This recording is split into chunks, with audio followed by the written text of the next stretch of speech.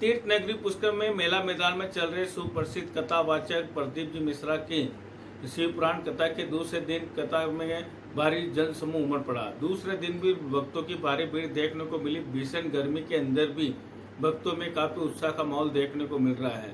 वही आज शिव पुराण में कहा कि कथावाचक प्रदीप जी मिश्रा ने कहा कि भगवान को दुखों में याद करते हैं, सुखों में कोई भी याद नहीं करते, इसलिए भगवान शिव को हमेशा याद करना चाहिए।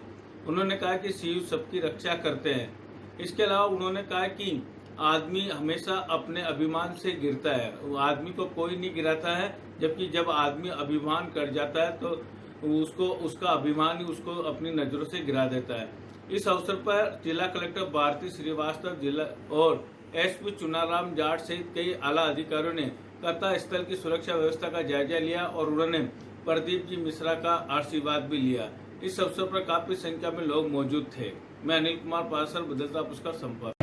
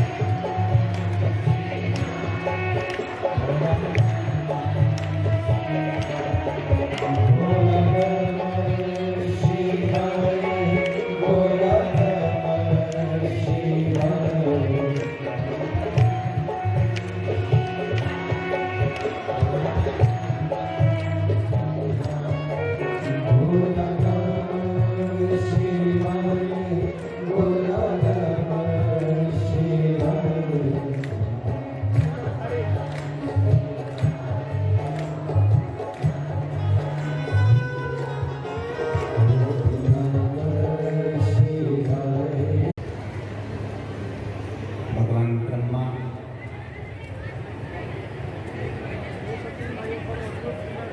द्वारा निर्मित मृत्यु लोक के इस पावन तीर्थ में भगवान शिव की विरल भक्ति एवं मुक्ति देने वाला ये पावन तीर्थ स्थल पुष्कर घाट, जहाँ पर मात्र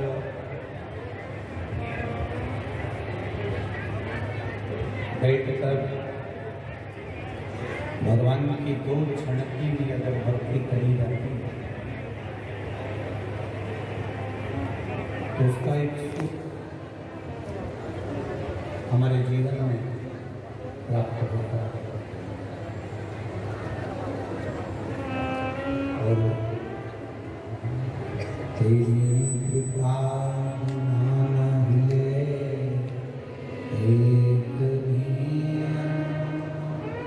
लेके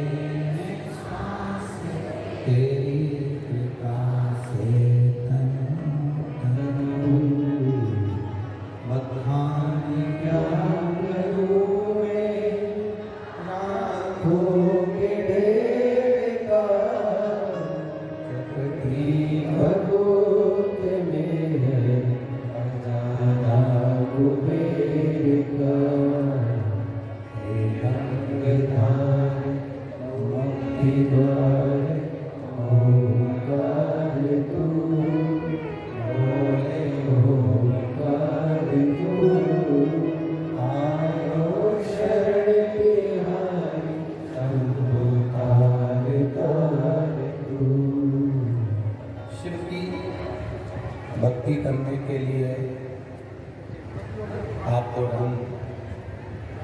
यहाँ पर विराजमान हुए।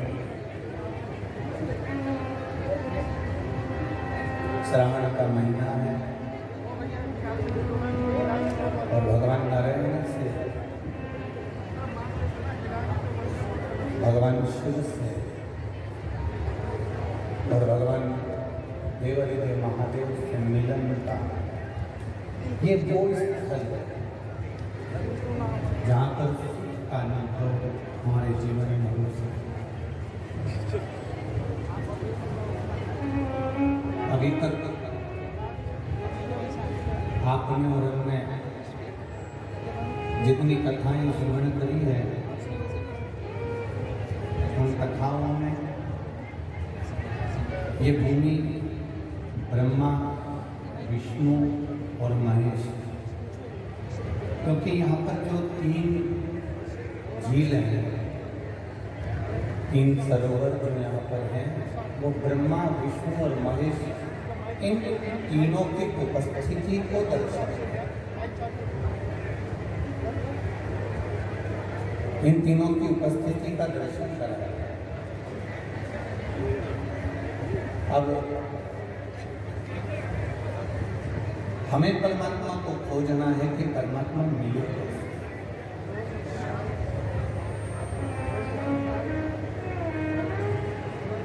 हमें भगवान को खोजना है कि भगवान को हम प्राप्त करें। देखिए, हमें जिसको पाना होता है, जिस चीज को हमें पाना होता है, हम उसको पाने का प्रयास करते हैं और उसको पाने के तरीके ढूंढते हैं।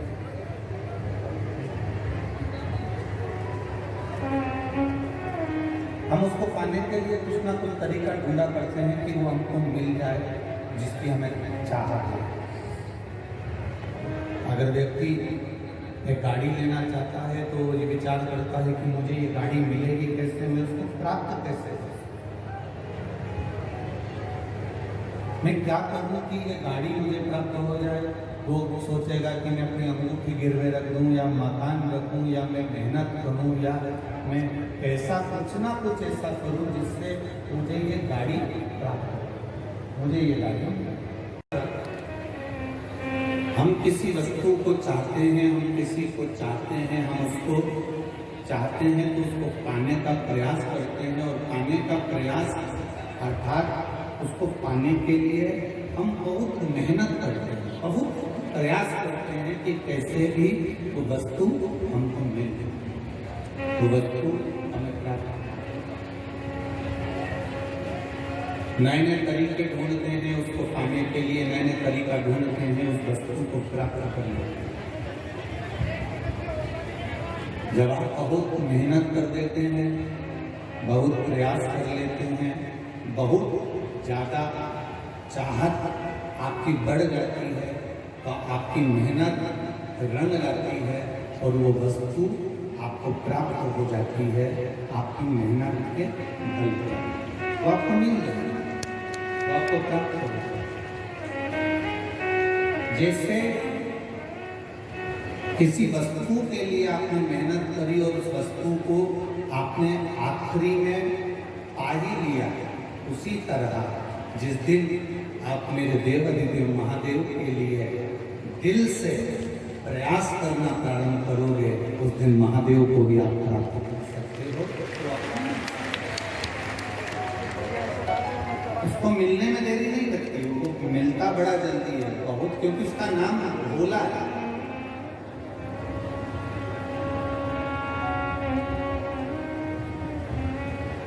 उसका नाम ही भोला है। वो जितना सरल है, वो जितना सहज है,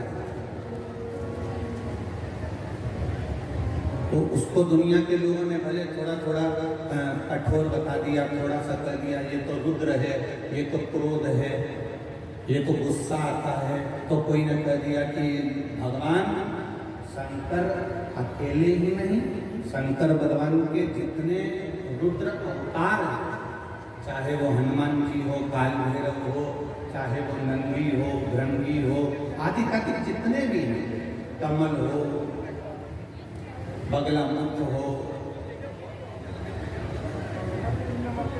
जितने भी भगवान के रूप हैं, दुनिया के लोगों ने डराया हमको, दुनिया के लोगों ने डराने का प्रयास करा हमको कि भगवान ये देखो हनुमान जी के मंदिर में स्त्री दर्शन नहीं कर सकती, शंकर जी के मंदिर में नारी अंदर प्रवेश नहीं कर सकती, शिव जी के मंदिर में कोई स्त्री जा नहीं सकती, शंकर भगवान भैरव भगवान के भैरव जी तो तंत्र मंत्र के देवता हैं, इनका उपासना नारी नहीं कर सकती, हनुमान जी हैं तो इनकी उपासना नारी नहीं कर सकती। ये लोगों ने भ्रम फैलाया। ये जो था ये हमारे सनातन धर्म के जितने विरोधी होते हैं,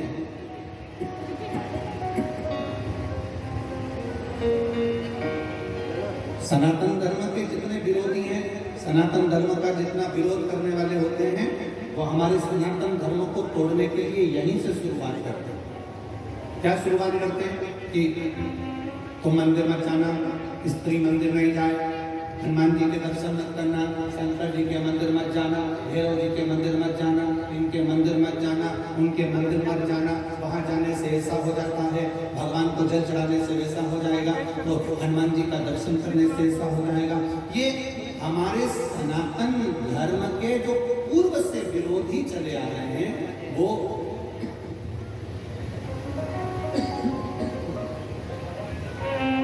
सनातन धर्म के जो पूर्व से विरोधी चले आ रहे हैं, ये सनातन धर्म के जो पूर्व से विरोधी चले आ रहे हैं, सनातन धर्म के जो विरोध करने वाले आए हैं, वो हमको भगवान से दूर करने का प्रयास करते रहे। कैसे भी हम परमात्मा से दूर हो, कैसे भी हम भगवान से दूर हो जाए।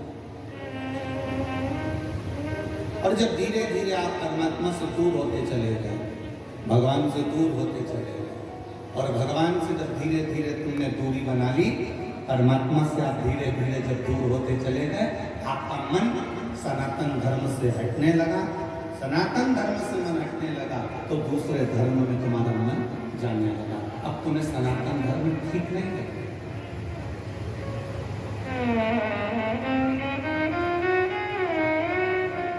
अब एक नया विरोध चालू हो गया, तो फिर तोड़ने का।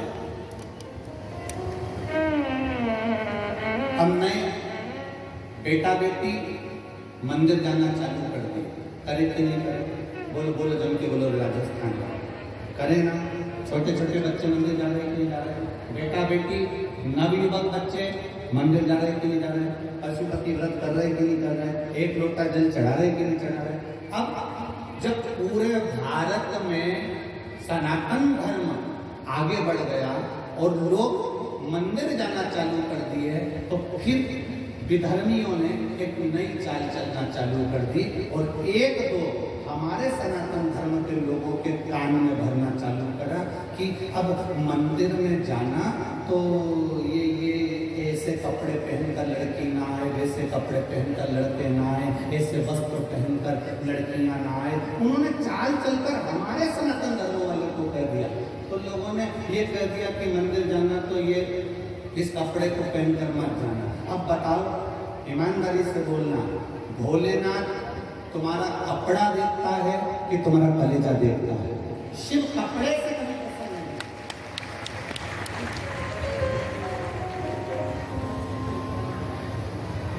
अब फिर विधर्मियों ने चाल चली कि कैसे भी नवयुवक लोगों को मंदिर जाने से रोकना है, तो एक काम करो, तो ऐसा कह दो कि मंदिर में प्रवेश करना तो ये वस्त्र पहनकर प्रवेश मत करना, तो जिससे नवयुवक बेटा बेटी मंदिर जाना धीरे धीरे कम कर देंगे।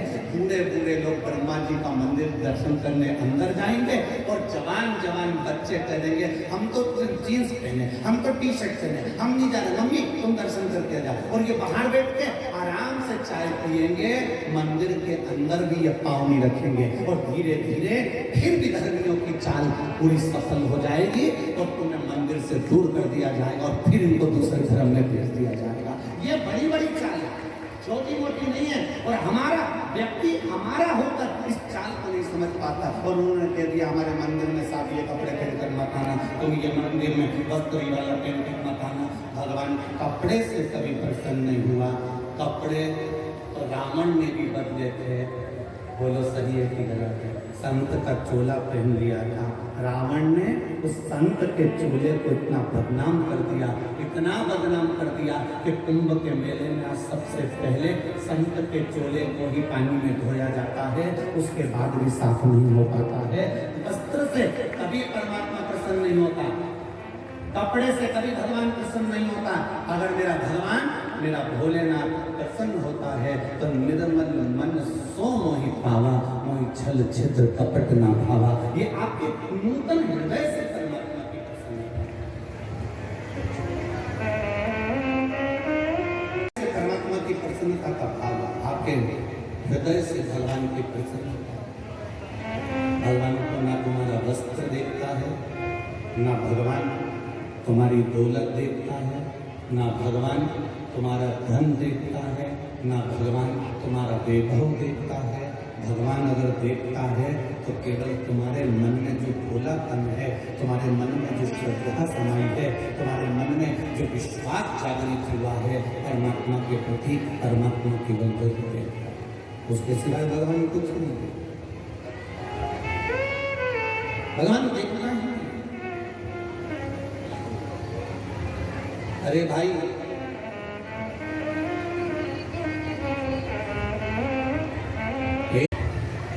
कपड़े की दुकान पर शोरूम में पुतले पहने रहते हैं, बोलो पहनते कि नहीं पहनते?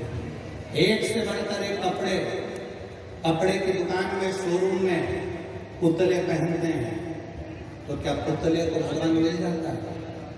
अगर कपड़े बदलने से परमात्मा मिलता होता तो शोरूम में जो पुतले होते हैं उनके रोज कपड़े बदले जाते हैं तो भगवान उनको मिल जाता। पर कपड़े बदलने से नहीं, भगवान तुम्हारा भजन करने से तुम्हारे सम्मुख में आकर प्रकट हो जाता है, तुम्हारे सामने आ जाता है। उसको कपड़े से नहीं,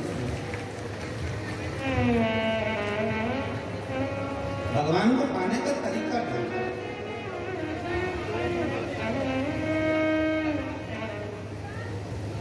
भगवान को पाने का जब तरीका हम ढूंढेंगे, भगवान को पाने का जब तरीका ढूंढने का हम प्रयास करेंगे, भगवान को पाने का जब हम प्रयास करेंगे तो हमारा परमात्मा हमारे सामने होगा।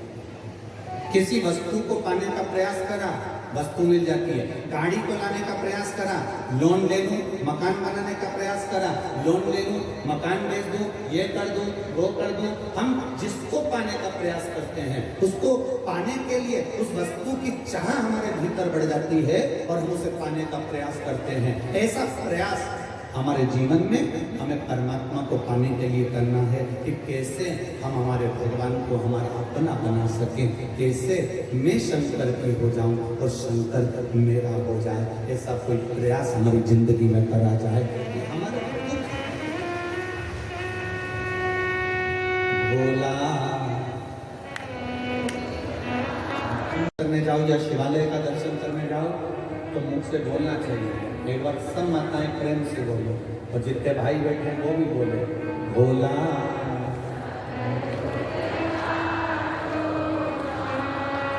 ओ भोला सब दुख काटो हमारा, शिव शंकर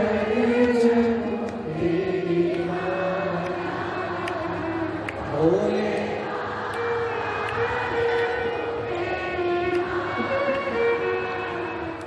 भोला सब दुख काटो, ओ भोला सब दुख काटो।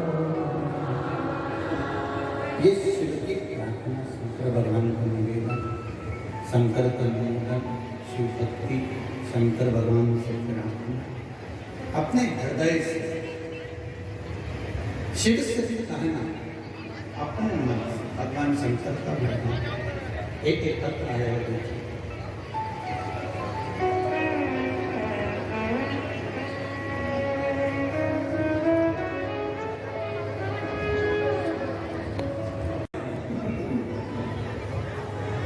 उम्र 67 वर्ष। कहीं बैठे हैं गेंदालाल जी, जगदीश प्रसाद सिंह कहीं बैठे हैं तो आप ले लें। आप ही हैं, ऐसे हाथ मिला तो जगदीश इतने सारे लोग क्यों खड़े हैं? परिवार बने हैं।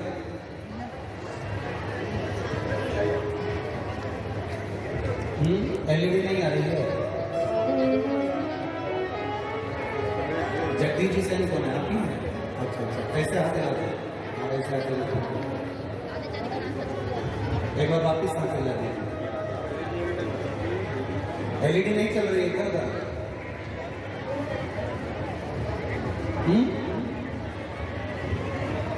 आवाज तो आ रही है ना? एलईडी नहीं चल रही है, एलईडी चल रही है। मैं जगदीश प्रसाद से हूँ। जगदीश जी हाथ मिलाइएगा प्लीज।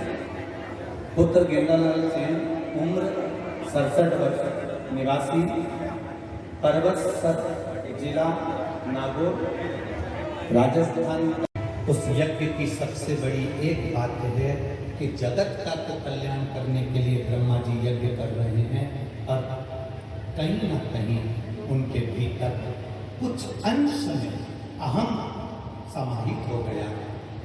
जब तक वो अहंकार उनका नहीं टूटेगा तब तक उस यज्ञशाला में ब्रह्मा नहीं बैठेगा। अहंकार टूटेगा तो यज्ञशाला में पहुंचा। आपका अभिमान कौन तोड़ता है? आपका अहंकार कौन तोड़ता है? आपका विश्वास कौन तोड़ता है? आपका भरोसा कौन तोड़ता है? तुम्हारा पड़ोसी कभी तुम्हारा विश्वास नहीं तोड़ेगा। तुम्हारे रिश्तेदार, तुम्हारा ये जितने दूसरे लोग हैं, ये तुम्हारा कहीं ना कहीं अहंकार नहीं तोड़ेंगे। अहंकार कौन तोड़ता है? हमारा खुद का अपना। जो माँ बहुत कहती है ना, मैं ऐसी बहू लेकर आऊंगी, ऐसी बहू लेकर आऊंगी, मेरा पाँव दबाएगी, आदर करेगी, सत्कार करेगी। दूसरे की बहुओं में दिन भर गलती जो निकालती है, दूसरे की बहुओं को दिन भर देखा करती है। उसकी बहू ने ऐसा कर दिया, उसकी बहू ने तो सिर पर पल्लू नहीं लिया, मैं गई तो पाँव नहीं पड़ा, मैं गई तो ऐसा नहीं हुआ। बस तैयारी कर लेना, तेरे घर में जो बहू आएगी वो चंद्र घंटा से कम नहीं।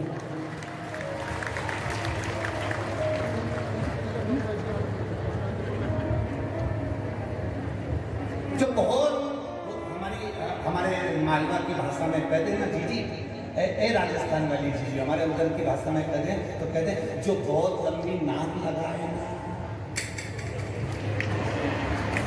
समझ गई ना? समझ हो गई?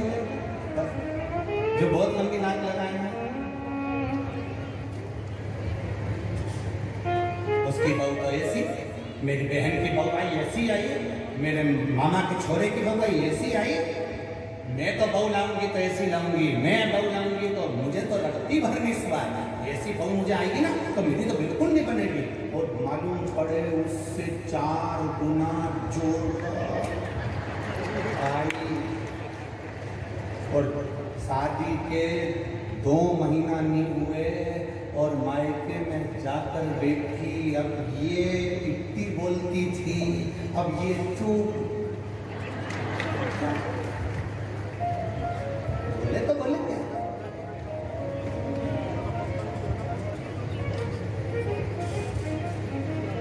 अब बोले तो बोले क्या क्या बोले? कोई दूसरा तुम्हारा विश्वास नहीं तोड़ता, कोई दूसरा तुम्हारा अहंकार नहीं तोड़ता, कोई दूसरा तुम्हारा अभिमान नहीं तोड़ता। तोड़ने वाले अपने होते हैं। जो कहती है मेरा बेटा, मेरा बेटा, मेरा बेटा, मेरा बेटा, मेरा बेटा, एक दिन कोई बेटा सामने खड़े होकर कह देता है तुमने मेरे लिए करा दिया, अहंकार टूट गया, अभिमान टूट गया, अपने भीतर का हम टूट गया। जिसका तुम्हें अभिमान है, जिसका तुम्हें अहंकार है, जिसका तुम अभिमतता करते हो, सबसे पहले अहंकार तोड़ने वाला कोई दूसरा नहीं होगा, अभिमान तोड़ने वाला कोई दूसरा नहीं होगा, अपना होगा। ब्रह्मा जी को अहंकार थोड़ा सा आ गया, इसलिए ठाका लगाया। तब काल भैरव के कानों में शब्द पहुंच गया। लक्ष्मी जी ने भोजन कराते कराते कह दिया, भैरव उस समय जब माता सरस्वती जाएगी उस समय मेरी 64 भैरवियां हैं, उस 64 भैरवी में से एक भैरवी सरस्वती के अंदर प्रवेश करा दूंगा और सरस्वती नहीं रहेगी। भैरवी के प्रवेश से वो सावित्री बन जाएगी और सावित्री बनी कि अहंकार तोड़ दे। एक क्षण मात्र की मैंने सावित्री को उस समय पर भेजा, मैंने भैरवी को उस समय पर सरस्वती के अंदर प्रवेश करा कर भेजा और उसका रूप, उसका रंग, उसका स्वभाव, उसका कई बार माताएं कर देती है अपनी बहू से, हमारी बहू को ना जाने क्या हो गया गुरुजी, अच्छी रहती है ना जाने से कौन सा बेरू चढ़ जाता है। बोलो सही है कि गलत है? बात में बोलते हैं कि नहीं बोलते? ये कहावत कहाँ से कि मेरी बहू तो अच्छी थी, ना जाने ने कहा सा बेरू चढ़ जाता है। मेरी बहू तो बहुत अच्छी, एक हफ्ता तो अच्छी रहे, गरम गरम रोटी भी खिलाए, आदर भी करे, सम्मान भी करे, सत्कार भी करे, सब कुछ करे, पर ये पूरा 1-2 महीना तो अच्छी रहती है, पर 2 महीना में एक बार इसके मुंडा में ना जाने कहीं हो जाए, पूरा 2 महीना का कराया सब पानी फैल गया। इसको कौन सा भेद चढ़ जाता है, इसको कौन सी भेद चढ़ जाती है, इसको क्या हो जाता है, इसको होता क्या है? ये अच्छी आदर करती है, बीमार पड़ जाओ तो हॉस्पिटल भी ले जाती है, सम्मान भी करती है, गाड़ी भी चला ले, सब काम बढ़िया कर ले, रोटी भी अच्छी बनाए, सब्जी भी अच्छी बनाए, सब काम जोरदार करे, पर इसके होता क्या है ये समझ में नहीं आता। तो इन्होंने पत्रिका ले जाके दिखाई, पंडित जी बताओगे, पंडित जी बोले इनका गुण तो अच्छा मिला, इनका गुण तो अच्छा मिला है, कोई दोष भी नहीं है, बढ़िया है, पूरा 24-25 गुण, 27-28 गुण, जितना भी गुण है मिला तो अच्छा। फिर तकलीफ क्या है? तकलीफ आखिर है क्या? तकलीफ कुछ नहीं है, तकलीफ एक है, जब हमारे भीतर अहंकार आता है, जब हमारे भीतर अभिमान आता है, जब हमारे भीतर कहीं ना कहीं लोभ, कहीं ना कहीं काम, कहीं ना कहीं वासना, कहीं ना कहीं तृष्णा, कहीं ना कहीं आसक्ति जब बढ़ जाती है, तो भैरवी का और भैरव का एक अंश कहीं ना कहीं आ जाता है, कुछ क्षण के एक अंश आ जाता है, सब जब बहू को भैरवी अब चढ़ी, उसने गुस्सा कब तक, जब तुम्हारे भीतर कहीं लोग जागृत हुआ, बड़ी बहू को ये वाली साड़ी दे दूंगी, लड़की आएगी तो उसको ये वाली दे दूंगी, और ये दिन भर मैं मुंह चलाती है ना, बस तुम्हारे भीतर लोग जागृत हुआ, आसक्ति जागृत हुई, क्रोध जागृत हुआ, उस समय पर भैरव भैरवी का एक अंश तुम्हारे यहाँ फिर उस समय प्रकट हो गया। बहू ने बोलना बंद कर दिया, क्रोध में आ गई, उसने अपने पति से कह दिया, शब्द बोले, बाद में मालूम पड़ा कि आखिर हुआ क्या था, लड़ाई किस बात पे थी, बस लड़ाई छोटी सी बात पे थी, और छोटी सी बात नहीं थी, उसमें अहंकार हमारा भी भरा हुआ था। जिस दिन हमने अपने अहंकार को उठाकर कोने में भटकना चालू कर दिया, उस दिन हमारा घर स्वर्ग बन जाएगा, आनंदित बन जाएगा। हम विमान से थोड़ा सा पीछे को हटे,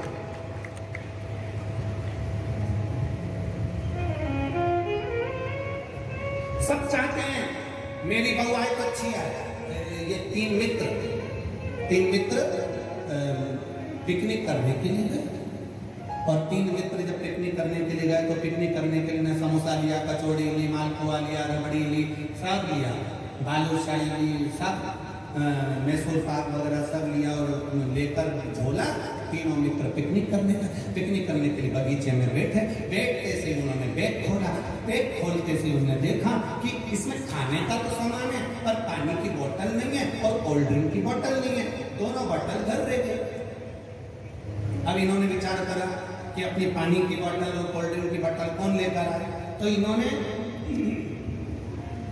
नाम लिखा, पर्ची बनाई, तीनों ने का नाम लिखकर पर्ची बनाकर कुड़कुड़ा के फेंका, जिसका नाम आएगा वो घर जाएगा, पानी की बोतल लाएगा, कोल्ड ड्रिंक लाएगा, जब तक वो नहीं आएगा तब तक कोई कुछ नहीं खाएगा। इन्हें पर्ची फेंकी, एक व्यक्ति का नाम आया, उससे कहा तू घर जा और कोल्ड ड्रिंक की बोतल और पानी लेकर आ। वो गया, कहने लगा जब तक तू नहीं आएगा तब तक ना हम पानी पिएंगे ना हम कुछ खाएंगे, जल्दी आने, और उसका नाम लेकर उसको भेज दिया। वो चले गए, आधा घंटा हो गया, 1 घंटा हो गया, 1.5 घंटा हो गया, 2 घंटा हो गया, 2.5 घंटा हो गया, 3 घंटा हो गया, पर वो नहीं आया। अब इन दोनों ने आपस में विचार करा, उसकी मम्मी ने कोई काम बता दिया होगा, उसके पिताजी ने कोई काम बता दिया होगा, वो वहां लग गया होगा। एक काम करते हैं, चलो निकालो, खाते हैं। इन्होंने पूरा बैग खोला, समोसा निकालकर, दोनों खाने वाले थे, इतनी देर में वो पेड़ के पीछे से सामने आ गया और आते से बोला मुझे मालूम था तुम खा जाओगे, इसलिए मैं गया ही, इसीलिए वो इंतजार कर रहा था, ये देख बोलते कहाँ है तुम्हें सामने, करना है। हम भी ये सोचते हैं जाएंगे, होगा, करेंगे, इंतजार करते रहते हैं, पर परमात्मा की भक्ति में हम रम नहीं पाते, भगवान के भजन में हम रम नहीं पाते।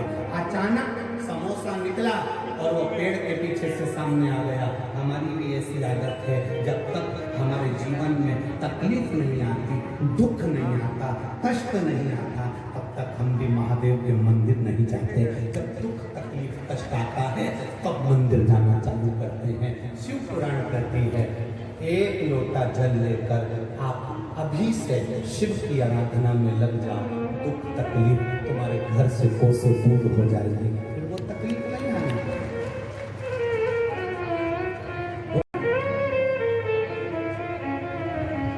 खाली न जाता कोई अरसे तुम्हारे, खाली न जाता कोई अरसे तुम्हारे, मैं भी खड़ा हूँ नदी बाहें बरसाए, अपने हृदय से लगा लो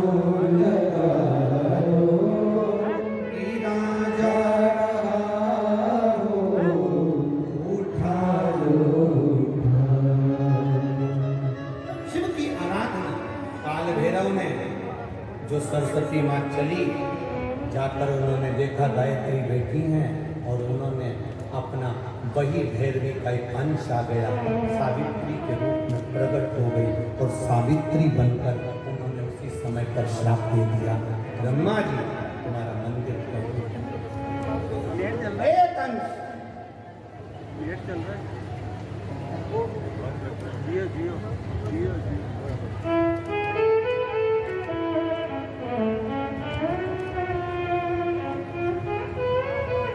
ब्रह्मा जी ने विचार करा, कारण क्या हुआ? मेरा सिर कट चुका है। ब्रह्मा जी ने विचार करा, मेरा मस्तक कट चुका है, आखिर कारण क्या है जो मुझे श्राप लगा? वो मेरी पत्नी का, ये सरस्वती सावित्री बनकर मुझे श्राप दे दी, कारण क्या है? ब्रह्मा जी 1000 वर्ष तक तप साधना में डूबे, तब उनको ज्ञात पड़ा कि काल भैरव ने भैरवी का भाव मेरे प्रकट किया, मेरे अंतरात्मा को दूर हो गया। ब्रह्मा जी ने भैरव की परिक्रमा कर तब स्तुति की, भैरव की परिक्रमा, हनुमान जी की परिक्रमा, भैरव की परिक्रमा, शंकर भगवान की परिक्रमा, शिव जी के जितने रुद्र अवतार हैं, शंकर भगवान के जितने अंश अवतार हैं, इन सब की परिक्रमा का भाव 3 परिक्रमा का। कितनी परिक्रमा? 3। काल भैरव भैरव की परिक्रमा कितनी होती है? जम के बोलो 3। हनुमान जी की परिक्रमा कितनी होती है? 3। शंकर के जितने अवतार, मेरे भोलेनाथ के जितने रुद्र अवतार हैं, मेरे शिव के जितने अवतार हैं, मेरे शंकर के जितने अंश अवतार हैं, उनकी सबकी परिक्रमा 3।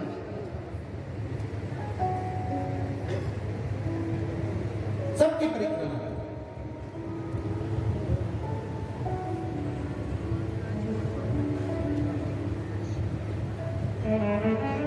शिव परिक्रमा का भी भाग है, 3 परिक्रमा शंकर की भी है, पर पूरी नहीं। कैसी? आधी भी कैसी?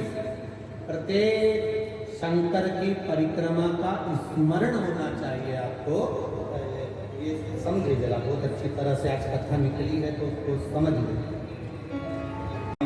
बहुत प्रेम से समझिएगा। शिव की आदि परिक्रमा जो हम करते हैं, उस परिक्रमा का फल हमें बाबा कब प्रदान करते हैं वो समझने वाला विषय है, ठीक है।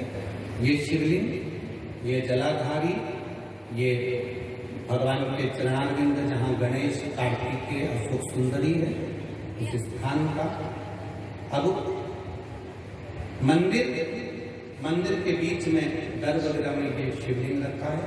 हम जब परिक्रमा चालू करते हैं तो यहाँ से यूं गए और यहीं से हम वापस वापिस हम यहीं से आए। शंकर की परिक्रमा पूर्ण कब मानी गई? आधी परिक्रमा को पूर्ण कब कहा गया? शिव की परिक्रमा को हम पूर्ण कैसे मान सकते हैं?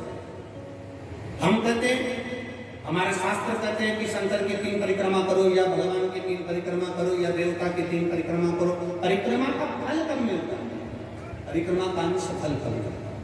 शिवलिंग जलाधारी मंदिर के बीचों बीच, जब मंदिर के बीचों बीच है, नंदी बाहर है, आपने परिक्रमा करना प्रारंभ करा, पूजन करने के बाद यहाँ तक गए, यहाँ से पानी बहता है, जल बहता है, तो हम इसको लांघते नहीं लांघते ना, इसको लांघते नहीं है। जब हम परिक्रमा करने के लिए यहाँ तक जब पहुँचते हैं, पहुँचने के बाद यहीं से थोड़ा सा पीछे हटकर हमको शंकर के शिवलिंग के वहीं से खड़े होकर नंदी का दर्शन करना चाहिए।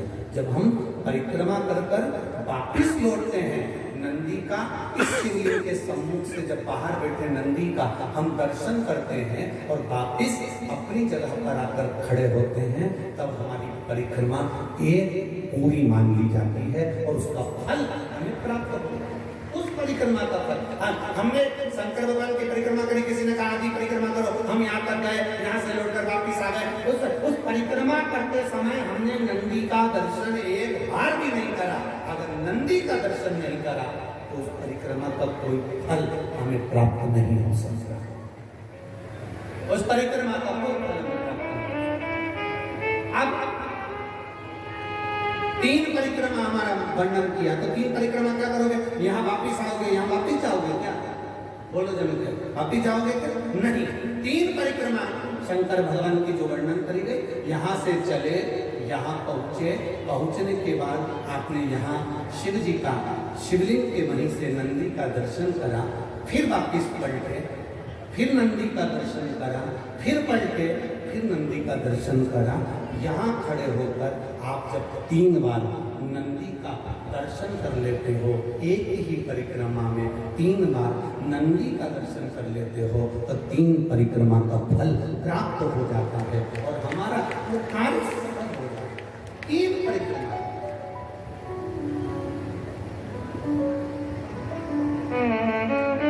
भगवान शिव के जितने अंश अवतार हैं, उनकी परिक्रमा करते हैं।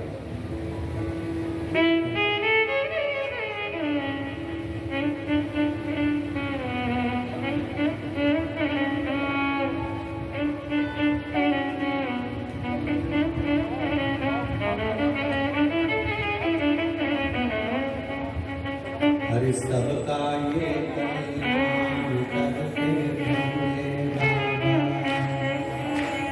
सबका ये कल्याण करके भोले बाबा,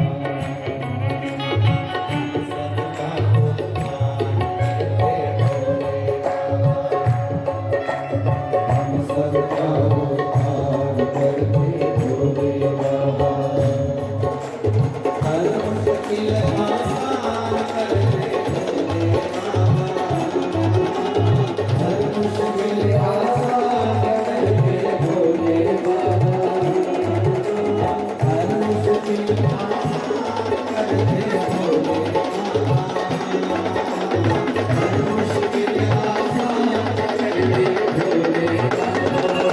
उद्धार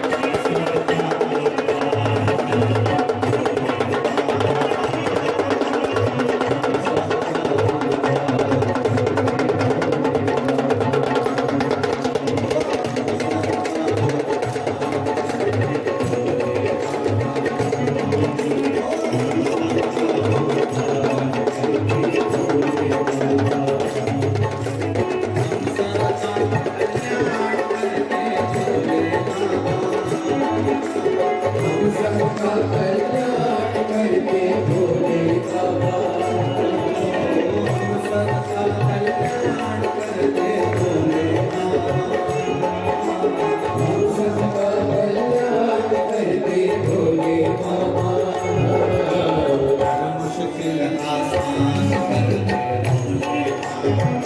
हर मुश्किल आसान करके भोले बाबा,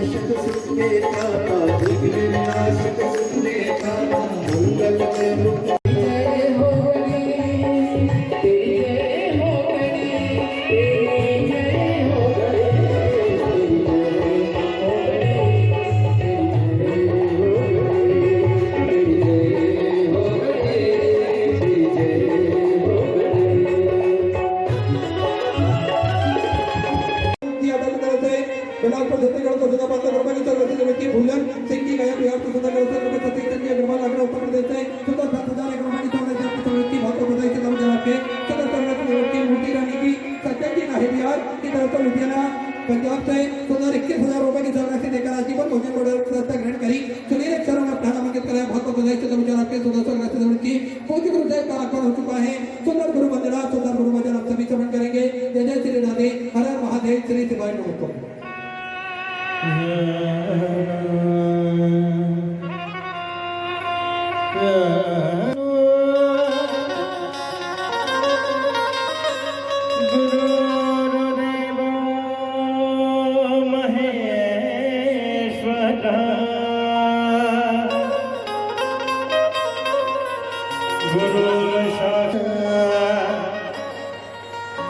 तस्मै श्री गुरुवे नमः।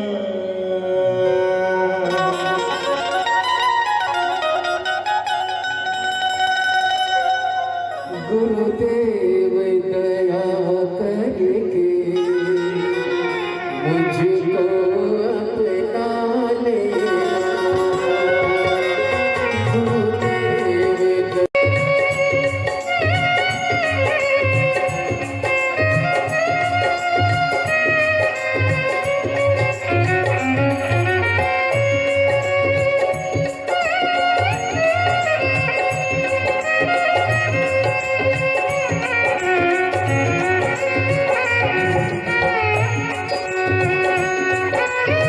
गुरुदेव पूज्य गुरुदेव का आगमन हो चुका है। गुरुदेव व्यासपीठ पर माचासीन हो चुके हैं।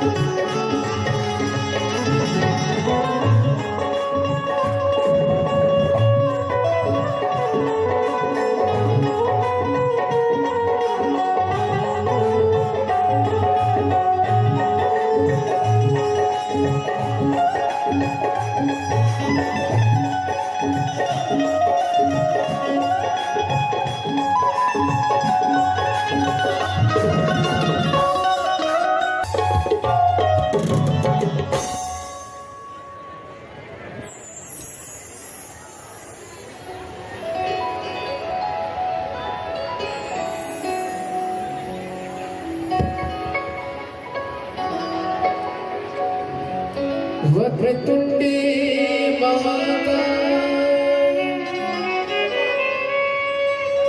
सूर्यकोटि सर्वकार्येषु सर्वदा।